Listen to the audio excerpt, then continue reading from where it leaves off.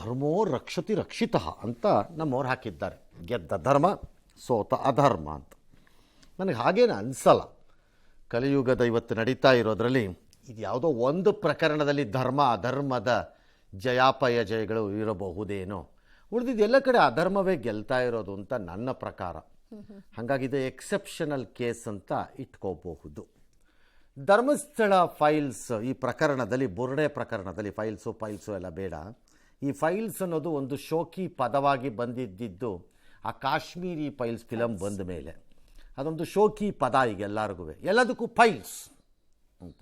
Files ಮಾಡ್ಕೊಳ್ಳಿ, files ಬದಲು ಏನು ಎಲ್ಲದಕ್ಕೂ ಅದೇ ಫೈಲ್ಸ್ ಅಂತ. ಬುರ್ಡೆ ಪ್ರಕರಣ ಅಷ್ಟೇ. ದೂರ್ತರ ಮುಖವಾಡ, ಧರ್ಮಸ್ಥಳದಲ್ಲಿ ಹೆಣ್ಣು ಮಕ್ಕಳ ಮೇಲೆ ಸಾವಿರ ಸಂಖ್ಯೆಗಳಲ್ಲಿ ಅತ್ಯಾಚಾರ ನಡೆಯಿತು ಎಂಬ ಆರೋಪ. ರಾಹುಲ್ ಗಾಂಧಿಯೂ ಸೇರಿದಂತೆ. ಅವರು ಅಲ್ಲ, ರಾಹುಲ್ ಗಾಂಧಿ ಹೇಳಲಿಲ್ಲ, ಅವ್ರು ಪ್ರಜ್ವಲ್ದ್ರಲ್ಲಿ ಹೇಳಿದ್ದಿತ್ತು ಅದನ್ನು. ಹಾಂ, 100 ಶವ ಹೂತಿಟ್ಟ ಆಪಾದನೆ, ತಲೆ ಬುರುಡೆ, ಎಲಬುಗೂಡು ಎಲ್ಲವೂ ಏನು ಪ್ಲಾಟು. ಆ ಪ್ಲಾಟ್ಗಳು ಎಷ್ಟು ಚೆನ್ನಾಗಿತ್ತು ಅಂದರೆ ಫ್ಯಾಂಟಸಿ ಪ್ಲಾಟ್ಸು. ಭಾಳ ಅದ್ಭುತವಾದ ಸ್ಕ್ರೀನ್ ಪ್ಲೇ, ಡೈಲಾಗು, ರೈಟಿಂಗು ಎಲ್ಲ ಇತ್ತು. ಆದರೆ ಅಂತಿಮವಾಗಿ ಕೊಲ್ಯಾಪ್ಸ್ ಆಗೋಯ್ತು ಎಲ್ಲ. ಕಾರಣ ಬೇಸಿಕ್ಕೆ ಇಲ್ಲದೆ ಮನೆ ಕಟ್ಟಿದ್ರೆ ಹೀಗೇ ಆಗೋದು. ಧರ್ಮಸ್ಥಳಕ್ಕೆ ಕಳಂಕ ತರಿಸಲು ನಡೆಸಿದ್ದೆಲ್ಲ ಕ್ರಿಮಿನಲ್ ಸಂಚು ಅನ್ನೋದು ಈಗ ಬಯಲಾಗಿ ಹೋಯಿತು. ಬೆಳತಂಗಡಿ ಕೋರ್ಟ್ಗೆ SIT ಸಲ್ಲಿಸಿರುವ ಪ್ರಾಥಮಿಕ ತನಿಖಾ ವರದಿ ಬೆಳಿಗ್ಗೆ ಇವತ್ತು ಪಬ್ಲಿಕ್ ಟಿವಿಗೆ ತಗೊಳಾಕತ್ತು. ನಮ್ಮವ್ರು ಹಿಡ್ಕೊಂಡು ರುಬ್ಬಿದ್ರು ಉಳಿದವರೆಲ್ಲ ತಡಬಡಾಯಿಸ್ಕೊಂಡು ಎದ್ದೇಳೋ ಅಷ್ಟರಲ್ಲಿ ಇವ್ರು ರುಬ್ಬಕ್ಕೆ ಸ್ಟಾರ್ಟ್ ಮಾಡಿಬಿಟ್ಟಿದ್ರು. ಇವರು ರುಬ್ಬಿ ಇಟ್ಟರು ಕೆಳಕ್ಕೆ. ಸರಿ, ದಿನವಿಡೀ ಆಮೇಲೆ ಅದನ್ನೆಲ್ಲ ಪ್ರಚಾರ ಮಾಡಿದ್ರು. ರಾಜಕೀಯವಾಗಿ, ಸಹಜವಾಗಿ ರಾಜಕೀಯ ಮತ್ತು ಇನ್ನಿತರ ವ್ಯಕ್ತಿಗಳು ಸಂಬಂಧಪಟ್ಟವರೆಲ್ಲ ಅದಕ್ಕೆ ಪ್ರತಿಕ್ರಿಯೆಗಳನ್ನು ಕೊಡಲಿಕ್ಕೆ ಪ್ರಾರಂಭ ಮಾಡಿದ್ರು. ಬುರುಡೆಯ ದುಷ್ಟಕೂಟ, ಮಾಸ್ಕ್ ಮ್ಯಾನು ದುಷ್ಟಕೂಟ ಎಲ್ಲರ ಆಟ ಈಗಿಲ್ಲಿ ಬೆತ್ತಲಾಗಿ ಹೋಯಿತು. ಅಪರಾಧ ಕೃತ್ಯದಲ್ಲಿ ಚಿನ್ನಯ್ಯ, ಮಹೇಶ್ ಶೆಟ್ಟಿ ತಿಮರೋಡಿ, ಗಿರೀಶ್ ಮಟ್ಟಣ್ಣನವರ್, ವಿಠ್ಠಲಗೌಡ, ಟಿ ಜಯಂತ್ ಹಾಗೂ ಸುಜಾತಾ ಭಟ್ ಶಾಮೀಲು ಇವರೆಲ್ಲ ಅಂತ ವರದಿಯಲ್ಲಿ ಹೇಳಿದ್ದಾರೆ. ಪ್ರಾಥಮಿಕ ವರದಿಯಲ್ಲಿ ಧರ್ಮಸ್ಥಳದ ಮೇಲ್ವಿಚಾರಕರಿಗೆ, ಯಾರು ಬೇಕಾದ್ರೂ ಇರಬಹುದು, ಅವರಿಗೆಲ್ಲ ಕ್ಲೀನ್ ಚೀಟ್ ಕೊಟ್ಟಿದ್ದಾರೆ. ಮತ್ತು ಅದರಲ್ಲಿ ಹೇಳ್ತಾರೆ, ಇದು ಪಕ್ಕಾ ಫಸ್ಟ್ ಕ್ಲಾಸ್ 100% ಕೇಸ್ ಆಫ್ ಪಿತೂರಿ, ಇನ್ನೇನೂ ಅಲ್ಲ ಇದು ಈ ಬುರುಡೆ ಕೇಸ್ ಇದು ಅಂತ. ಬುರುಡೆ ಅಂತ SIT ಹೇಳಿದೆ ಅಲ್ವಾ? ಓಕೆ, ಏನು ಹೇಳ್ತು SIT? ಯಾಕಂದರೆ ಈ ಬುರುಡೆ ಪ್ರಕರಣ ಬಂದಾಗ ಬಹು ಜನರು ನಂದಿನಿ ಬೂತ್ಗಳಿಗೆ ಫೋನ್ ಮಾಡಿದರು. ಯಾಕೆ ಸರ್? ನಾಳೆಯಿಂದ 1/2 ಲೀಟ್ರ್ ಹಾಲನ್ನು ಎಕ್ಸ್ಟ್ರಾ ಕಳಿಸ್ಕೊಡು ನಮ್ಮ ಮನೆಗೆ ಅಂತ, ಕುಡಿಯೋಕ್ಕೆ. ಸಂತೋಷ ಪಡಕ್ಕೆ. ಆ ಕಚಡಗಳೆಲ್ಲ ಇವತ್ತು, ಅದರಲ್ಲೂ ಸೈದ್ಧಾಂತಿಕ ನಿಲುವಿನಲ್ಲಿ ಬಾಯನ್ನು ಅಗಗಲ ಬೊಂಬಾಯಿ ಥರ ಬಿಟ್ಕೊಂಬಂದಂಥವರೆಲ್ಲ ಇವತ್ತು ಎಲ್ಲಿ ಹೋದ್ರು ಅಂತ ಒಬ್ಬನೂ ಸಿಗ್ತಿಲ್ಲ ಬೆಳಗ್ಗೆಯಿಂದ ನನ್ನ ಕೈಗೆ.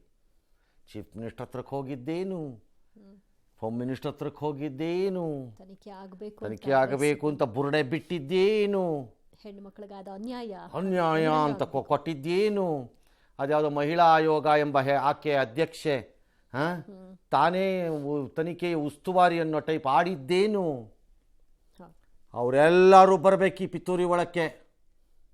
ಬರೀ 6 ಜನ ಅಲ್ಲ, ಮುಂದೆ ಹೇಳೋ 6 ಜನ ಅಲ್ಲ, ಅವರು ಬರಬೇಕು. ಐಡಿಯಾಲಜಿಕಲಿ ಪಿತೂರಿ ಭಾಗದಲ್ಲಿ ಇದ್ದವರೆಲ್ಲರೂ ಬುರುಡೆಗಳು ಮತ್ತು ಪಾಪಿಗಳೇ. ಅದಂಗೆ ಎಸ್ಕೇಪ್ ಆಗ್ತಾರವರು. ತೆಗೆದು ಹಾಕ್ರಿ ಅವ್ರ ಫೋಟೋ ನಾಳೆಯಿಂದ. ಅದು ಯಾವನು ಬುರುಡೆ ಬಿಟ್ಕೊಂಡು ನಿಂತಿದ್ದ ಅವತ್ತು ಸೈದ್ಧಾಂತಿಕವಾಗಿ ದೊಡ್ಡದಾಗಿ ಏನು ದೇಶ ಕಟ್ಟಿಬಿಡ್ತಾರಂತೆ ಇವರುಗಳು. ಅಯೋಗ್ಯರ್ತಂದು ಅವನು ಯಾವನಾರು ಆಗಿರಲಿ. ಪ್ರಾಥಮಿಕ ವರದಿಯಲ್ಲಿ ಏನಿದೆ? ಚಿನ್ನಯ್ಯನ ವಿಚಾರಣೆ, ಸಾಕ್ಷಿದಾರ ಅವನು ಯಾರೋ ಪ್ರದೀಪ್ ಅನ್ನೋದು ಯಾರ್ದೋ ಹೇಳಿಕೆ, FSL ರಿಪೋರ್ಟ್ಗಳು, ಬ್ಯಾಂಕ್ ಖಾತೆಗಳ ಪರಿಶೀಲನೆ, ಒಂದಷ್ಟು ಎಲೆಕ್ಟ್ರಾನಿಕ್ ಎವಿಡೆನ್ಸ್ಗಳು, ಮೆಡಿಕಲ್ ರಿಪೋರ್ಟ್ಸ್, ಸಾಕ್ಷಾಧಾರ ಎಲ್ಲ SIT ಅವರು ತನಿಖೆ ಮಾಡಿ ಅದರೊಳಗಡೆ ಕೊಟ್ಟಿದ್ದಾರೆ. ಈಗ ಅದರಲ್ಲಿ ಹೇಳ್ತಾರೆ, ಧರ್ಮಸ್ಥಳದ ಮೇಲ್ವಿಚಾರಕರಿಗೆ ಕಳಂಕ ತರುವುದಕ್ಕೆ ಮಾಡಿರುವ ಪಿತೂರಿ, ಹುನ್ನಾರ ಇದಲ್ಲದೆ ಪಿತೂರಿ ಅಲ್ಲದೆ ಇನ್ನೇನೂ ಅಲ್ಲ ಇದು. ತನಿಖೆಗೆ ಆರೋಪಿಗಳ ಅಸಹಕಾರ ತೋರಿಸಿದರೆ, ಯಾಕಪ್ಪ ತನಿಖೆ ಬೇಕು, ಧರ್ಮಸ್ಥಳದ ಬುರುಡೆ ಕಿತ್ಬಿಡ್ತೀವಿ. ನಮ್ಮ ಹತ್ರ ಎಲ್ಲ ದಾಖಲೆ ಇದೆ. ಅವನು ಅವನು ಕಚಡ ಪೊಲೀಸ್ ವ್ಯಾನಲ್ಲಿ ಕೂತ್ಕೊಂಡು ಬಾಯಿಗೆ ಬಂದಂಗೆ ಮಾತಾಡ್ತೀಯನೋ, ನಾಲ್ಗೆ ದೊಡ್ಡದಿದೆ ಅಂತ ತಿಮುರೋಡಿ ಇಡಿಯಟ್ಗಳ ತಗೊಂಬಂದು ಇವತ್ತೇನು ಹೇಳ್ತೀಯ? ಅವತ್ತು ಮಾಧ್ಯಮಗಳ ಮೇಲೆ ಎಗರಿದ್ದೆ, ಇವತ್ತು ಅಯೋಗ್ಯ ತಗೊಂಬಂದು. ಅಯೋಗ್ಯರೇ ಇವರೆಲ್ಲ. ಯೋಗ್ಯರಾಗಿದ್ರು ಇವೆಲ್ಲ ಮಾಡ್ತಿರ್ಲಿಲ್ಲ. ಇವ್ರು ಹೇಳಿದ ಸುಳ್ಳನ್ನ ನಂಬೋ ಅಂತ ಒಂದು ಘಟನೆ ನಡೆದಿದೆ. ನಾನು ಇಲ್ಲಿವರೆಗೂ ತಡ್ಕೊಂಡಿದ್ದೆ ಈ ಕಚಡಾದ ಬಗ್ಗೆ ಮಾತಾಡ್ಕೊಡ್ದು ನಾನು ಅಂತ. ಒಂದು ಘಟನೆ ನಡೆದಿದೆ, ಸಾಕ್ಷಿಗಳು ಹೀಗಿದೆ, ಕ್ರಮ ತಗೊಳ್ಳಿ, ತನಿಖೆ ಮಾಡಿ ಅಂತ ಒತ್ತಾಯಿಸೋದು ತಪ್ಪಲ್ಲ. ಆ ಸಾಕ್ಷಿಗಳು ಸಾಲಿಲ್ಲ ಅಂತ ಹೇಳಿ ಆರೋಪಿಗಳಾಗಿದ್ದವರು ಖುಲಾಸೆನೂ ಆಗ್ಬೋದು ಬೇಕಾರೆ. ನಾನು ಅದನ್ನು ತಪ್ಪು ಸರಿ ಅಂತ ವ್ಯಾಖ್ಯಾನ ಮಾಡಲ್ಲ. ಏನೂ ಇಲ್ಲದೆ ಬುರುಡೆ ಬಿಟ್ಕೊಂಡು ಓಡಾಡಿ ಮಧ್ಯದಲ್ಲಿ ನಮ್ಮೇಲೆ ನಾವೇನೋ ಸೃಷ್ಟಿ ಮಾಡಿದವನಿಗೆ ನಾವು ಮಾಡಿದ್ವೇನೋ ಕಚಡ, ನಾವು ಮಾಡಿದ್ವಾ? ಇಡಿಯಟ್ ತಗೊಂಬಂದು ಇವ್ರು ಮಾಡಿದಕ್ಕೆ ನಮ್ಮ ಸಪೋರ್ಟ್ ಇರಬೇಕಿತ್ತು ಅಂತ ಅವ್ರ ಬೈಕ್ ಹೇಳಿದ್ದಾರೆ. ಸಪೋರ್ಟ್ ಮಾಡಿಲ್ಲ ಅಂತ ಯಾಕೋ ಮಾಡಬೇಕು ಸಪೋರ್ಟನ್ನ? ಇಂಥ ಕಚಡಾಗೆ ಏನು ತಿಂತೀರಿ ನೀವೆಲ್ಲ ಮನೆಯಲ್ಲಿ ಅಯೋಗ್ಯರು? ಅದಕ್ಕೆ ದೇವ್ರ ಹೆಸರು ಬೇರೆ ಹೇಳ್ತೀರಾ ನಿಮ್ಮ ಯೋಗ್ಯತೆಗಳಿಗೆ? ನಾನು ಸುಮ್ಮನಿದ್ದೆ ಇಷ್ಟು ದಿನ, ಏನಾಗುತ್ತೆ ನೋಡೋಣ ಅದನ್ನು ಅಂತ. ತಾಂತ್ರಿಕ ಸಾಕ್ಷಿಗಳ ವರದಿ ಎಲ್ಲವನ್ನು ಅಂತಿಮ ವರದಿ ಸಲ್ಲಿಕೆ ಮಾಡಿದ್ದಾರೆ. ಏನದು? ಯಾರು ಈ ಕಚಡಗಳು, ಪಿತೂರಿಗಾರರು,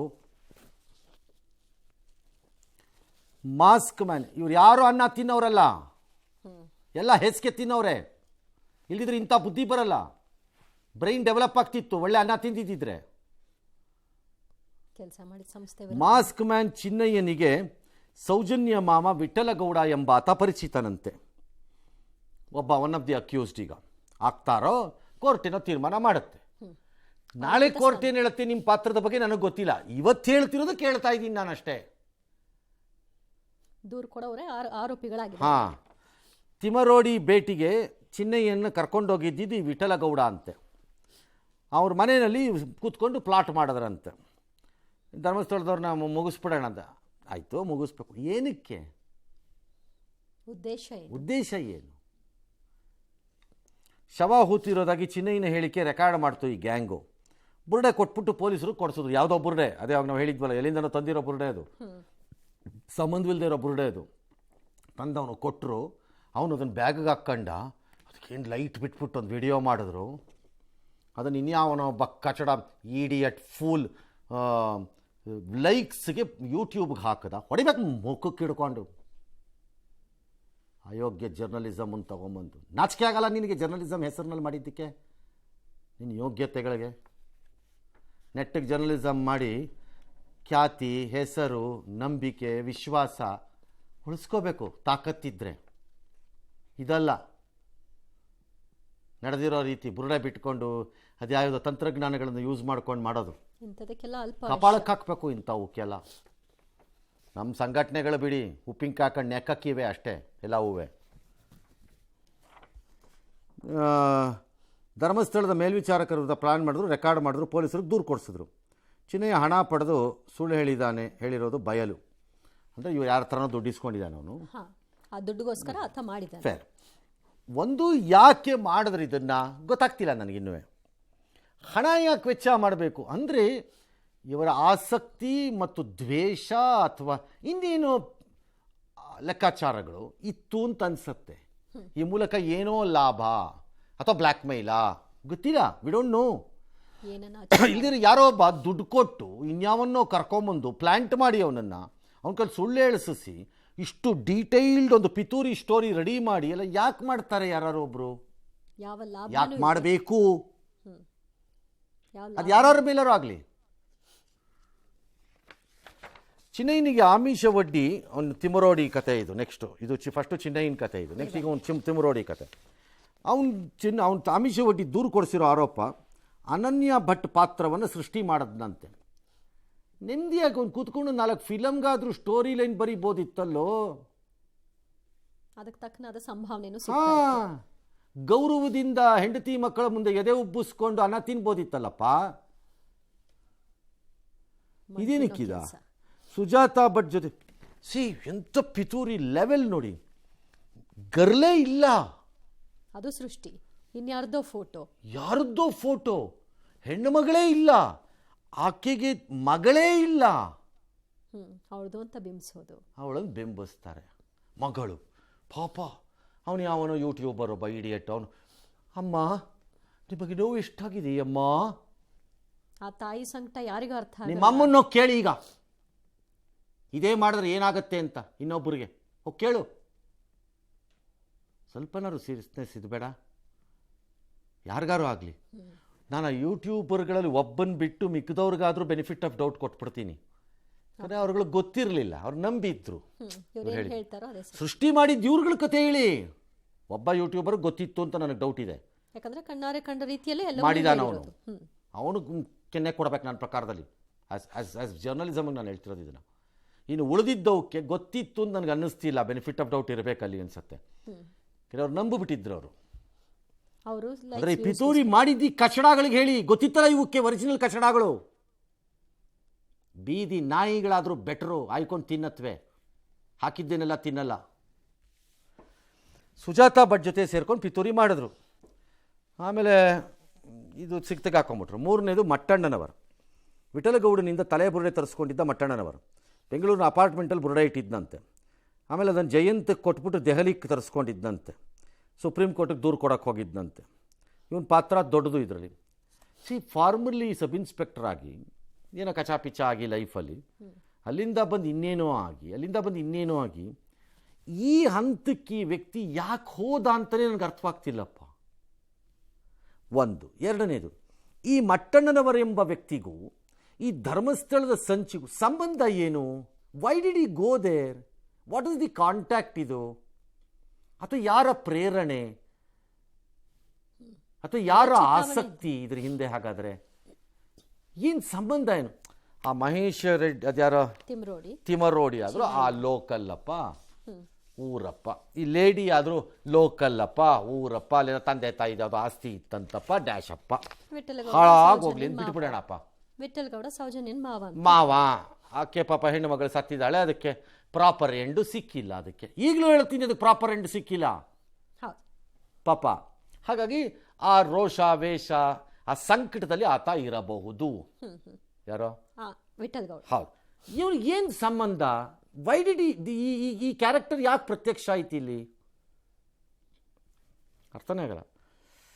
ಇನ್ನು A4 ವಿಠಲಗೌಡ, A5 ಜಯಂತ್. ಬಂಗ್ಲೆಗುಡ್ದಿಂದ ಬುರುಡೆ ತಂದಿದ್ದೆ ವಿಠಲಗೌಡ ಅಂತೆ. ಒಳಸಂಚಿನಲ್ಲಿ ಆ ಜಯಂತ್ ಅನ್ನೋನು ನೇರ ಭಾಗಿಯಂತೆ. ಬುರುಡೆನ ರೈಲಲ್ಲಿ ತೊಗೊಂಡು ಹೋದಂತೆ.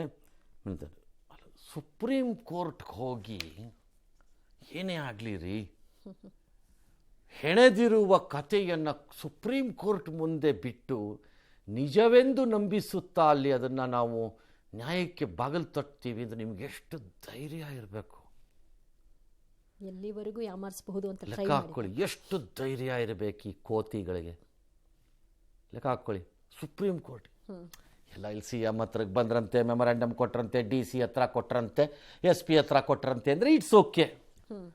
ಸುಪ್ರೀಂ ಕೋರ್ಟ್ಗೆ ಹೋಗಿದ್ದೀರಲ್ಲ PIL ಥರ ಹಾಕ್ಕೊಂಡು, on a basis of completely fabricated ಸ್ಟೋರಿನಲ್ಲಿ ನಿಮಗೆ ಎಷ್ಟು ಕೊಬ್ಬು, ದಿಮಾಕು, ಧೈರ್ಯ ಇರಬೇಕು? ಈ ಧೈರ್ಯ ನನ್ನ ಪ್ರಕಾರ for misleading, trying to mislead the Supreme Court on a fabricated story. Supreme ಕೋರ್ಟ್ಗೆ ಯಾರು ಒಂದು ಅರ್ಜಿ ಹಾಕಬೇಕು, ಡೈರೆಕ್ಟ್ ದಿ ಲೋಕಲ್ ಇದು to initiate action against them ಅಂತ. ಏನಾದರೂ ಅಪ್ಪಿ ತಪ್ಪಿ ಸುಪ್ರೀಂ ಕೋರ್ಟ್ ದಾರಿ ತಪ್ಪಿ ಅವತ್ತು ಈ ಸ್ಟೋರಿ ಎಲ್ಲ ಕೇಳಿ ಹೀಗೂ ಎಲ್ಲ ಆಗ್ತಾ ಇದೆಯೇನ್ರಿ, ಏನ್ರಿ ಇದು ದೇಶ ಅಂತಂತೇಳಿ ನೋಟಿಸ್ಗಳನ್ನ ಇಶ್ಯೂ ಮಾಡೋಕ್ಕೆ ಏನಾದ್ರು ಆರ್ಡರ್ ಗಿಡ್ರ್ ಪಾಸ್ ಮಾಡಿಬಿಟ್ಟಿದ್ರೆ ಕತೆ ಏನು?